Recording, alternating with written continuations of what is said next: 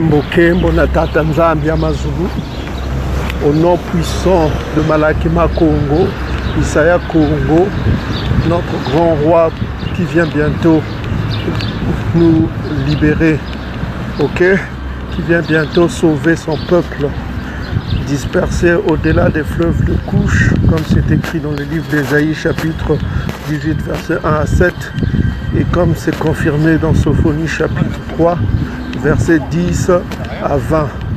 Le peuple du Dieu vivant n'est pas dispersé au-delà des fleuves du Rhin, au-delà des fleuves du Jourdain, au-delà du fleuve du Mékong.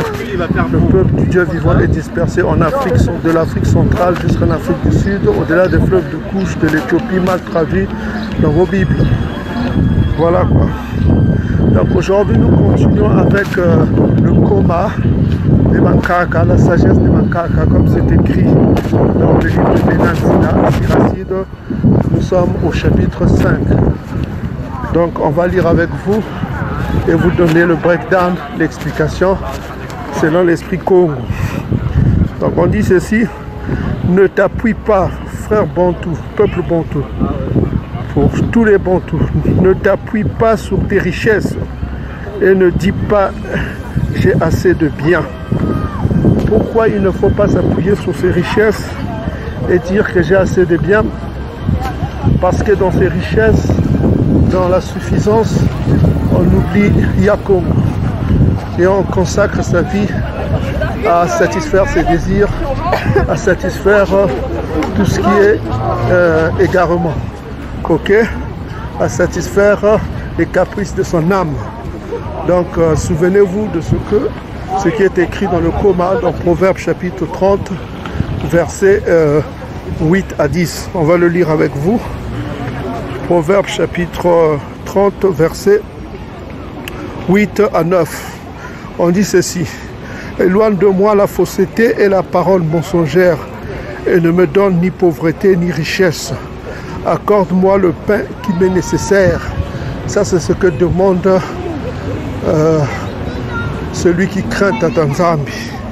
Pourquoi il dit cela? Il dit ceci: de peur, verset 9, de peur que dans l'abondance, ô Yakongo, je ne te réunis. Donc de peur dans l'abondance, je ne te réunis. Ok? Et disent qui est Yakongo, ou que dans la pauvreté, je ne dérobe et ne m'attaque au nom de Tata Nzambi. Donc voilà quoi. Donc celui qui est dans l'abondance, dans la richesse, il est tenté de régner Tata Nzambi, d'oublier Tata Nzambi, parce qu'ils se sont suffisants. Il se dit que j'ai tout, à quoi me sert-il de louer Tata Nzambi, de prier Tata Nzambi, de faire des sacrifices parce que j'ai tout, j'estime que j'ai tout, et cela mène à l'orgueil. Or l'orgueil, comme nous l'avions vu dans les versets précédents, dans les chapitres précédents, l'orgueil est destructeur. L'orgueil est l'apanage de ceux qui seront détruits. Ok? Donc on réitère encore, nous sommes au verset 1, Benazzi, la Siracide, chapitre 5, verset 1. On dit: ne t'appuie pas sur tes richesses et ne dis pas j'ai assez de biens. Donc de peur que tu réunis Tata Nzambi dans la suffisance, il faut éviter cela. Verset 2, on dit ceci: ne suis pas ta convoitise et ta force pour satisfaire les désirs de ton cœur. Donc il faut toujours, pour éviter de satisfaire les convoitises, les désirs de son cœur, se souvenir de ce que Yakongo nous a donné comme exemple. Le Nombre chapitre 15, versets 38 à 39. Il faut toujours se souvenir des lois de Tata Nzambi, l'avoir en esprit. En ce temps-là, il fallait mettre des franges pour se souvenir de la loi, pour éviter de tomber dans le péché de la convoitise. Ok? C'est écrit dans Nombre chapitre 15, versets 38 à 39. Donc ne suis pas la convoitise et la force pour satisfaire les désirs de ton cœur. Ok? Verset 3, on dit ceci: et ne dis pas qui est mon maître, car certainement Yakongo te punira. Ok? Donc ça, c'est toujours le régnement d'une personne orgueilleuse, d'une personne qui se croit suffisant et qui dit que voilà quoi, qui est mon maître. Donc dans tout ce qu'on voulait dire tout à l'heure, pour une personne suffisante qui te dit que j'ai mes richesses, j'ai mon argent, j'ai tout ce qu'il me faut, je satisfais mes désirs, je vis bien, à quoi me sert Tatanzambi? Donc ici on rappelle à ce pécheur-là, cet orgueilleux, que il faut éviter là, certainement Yakongo te punira.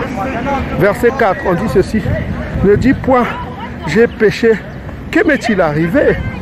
Donc il y a des gens qui continuent, qui pêchent et qui disent que ah, mais rien ne m'est arrivé, donc je continue à pécher. Qui volent, il dit que ah, j'ai volé, bon ben je continue à voler.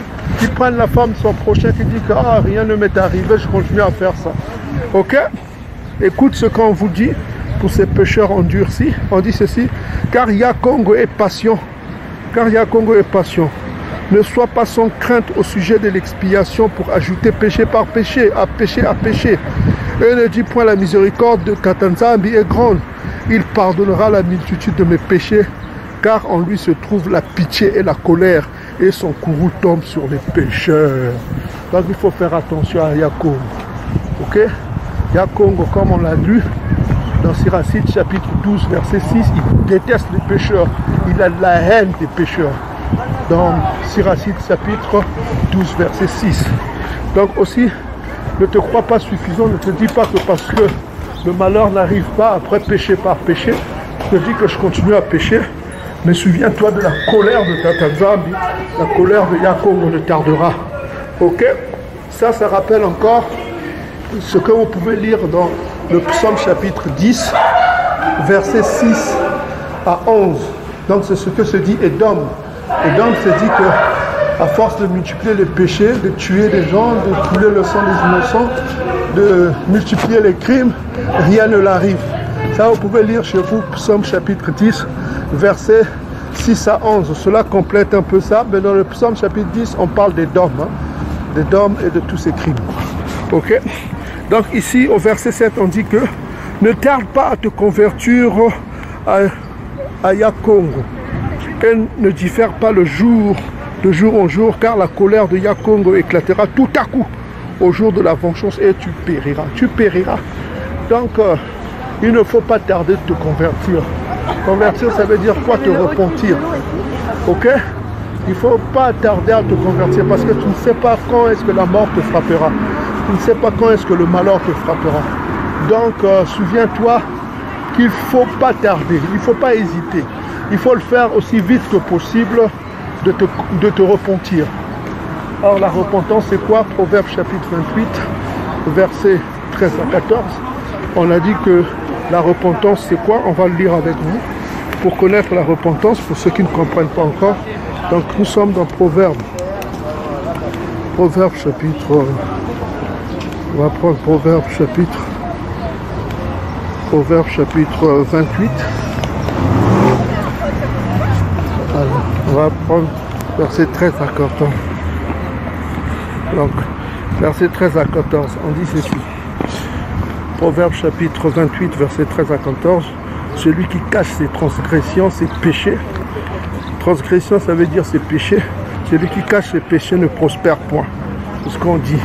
Mais celui qui les avoue, c'est-à-dire qui avoue à Yakongo, à Tatanzambi, qui avoue ses péchés et les délaisse, c'est-à-dire les abandonne, obtient quoi? La miséricorde. Donc la miséricorde, ici, on prouve que la miséricorde n'est pas gratuite. C'est-à-dire que c'est au prix de la confession de ses péchés et c'est au prix de l'abandon de ses péchés. Donc il y a deux choses qu'il faut faire. C'est-à-dire, première chose, il faut que tu confesses ce que tu as commis comme péché et il faut que tu les abandonnes. Ok? Ça, c'est les deux choses que tu dois faire afin d'obtenir la miséricorde. Alors, et puis il y a une troisième chose à faire que beaucoup de chrétiens du dimanche oublient. C'est troisième chose à faire, au verset 14, il est expliqué, c'est si heureux l'homme qui vit, qui est continuellement dans la crainte, mais celui qui endurcit son corps tombe dans le malheur. Tout à l'heure, on a dit que celui qui vit continuellement dans la crainte, c'est-à-dire qu'après avoir abandonné tes péchés, avoir la confession de tes péchés et l'abandon de tes péchés, il faut vivre continuellement dans la crainte de Tatanzambi. C'est quoi la crainte? C'est comme une plaque chauffante. Quand tu vois une plaque chauffante, qu'est-ce que tu fais? Tu ne vas pas mettre ta main tout le temps. si tu mets ta main sur une plaque phosphorescente, tu ne finiras pas brûler ta main. Et si tu recommences toujours à le faire, tu brûleras toujours ta main.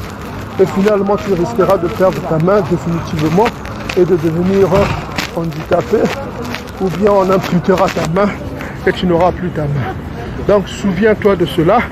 Et puis on a dit que heureux l'homme qui, Proverbe chapitre 28 verset 14, heureux l'homme qui est continuellement dans la crainte de Tatanzambi, mais celui qui endurcit son cœur tombe dans le malheur. Celui qui endurcit son cœur tombe dans le malheur. C'est toujours dans le sens de Benat Sila qu'on vient de lire, Siracide, chapitre 4, nous sommes Siracide chapitre 5 verset 7, on dit ceci, dans le sens de ceux qui endurcissent leur cœur, qui ne prennent pas le temps de se repentir aussi vite qu'ils peuvent. Ici on dit que ne tarde pas à te convertir, c'est-à-dire à te repentir, ok, à te repentir à Yakongo, et ne diffère pas de jour en jour, car la colère de Yakongo éclatera tout à coup. Donc ça sera une surprise. Souvenez-vous qu'il vient comme un voleur, ça sera comme une surprise, ok, tout à coup éclatera, tout à coup au jour de la vengeance, tu périras. Tu périras, pourquoi? Parce qu'il vient massacrer tous les pécheurs selon Ésaïe chapitre 13 verset 9. Donc souviens-toi de cela, il vient massacrer les pécheurs de son peuple. Ok? Verset 8, on dit ceci: ne t'appuie pas sur tes richesses injustes, car elles ne te serviront à rien au jour du malheur. Donc au jour du malheur, la richesse n'est aucun secours. Ta richesse ne te sauvera pas. Le jour du malheur viendra et tu périras, et la richesse ne te sera d'aucun secours. Ok? Verset 9. Ne vanne pas à tout vent et ne marche pas dans toute voie. Ainsi fait le pécheur à la langue double. Le pécheur à la langue double, celui qui dit une chose et fait autre chose. Ok? Sois ferme dans ton sentiment et que ton langage soit un. Il ne faut pas avoir double langage.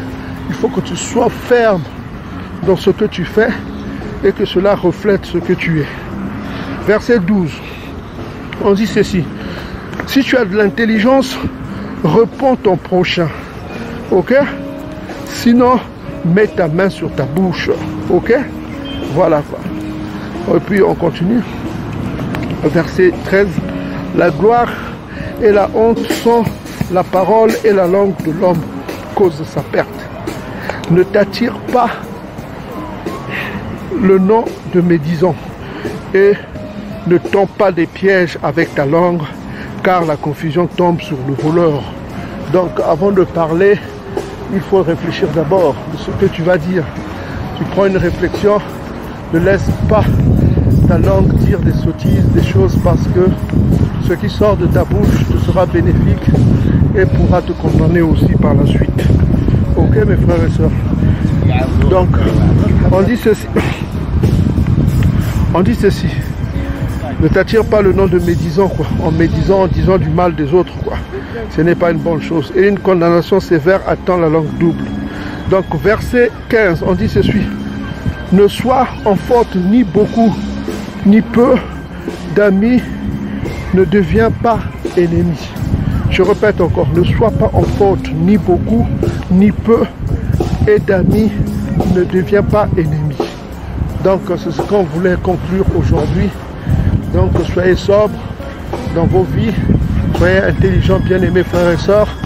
C'est le coma qui parle. En résumé, qu'est-ce qu'on veut nous dire ici?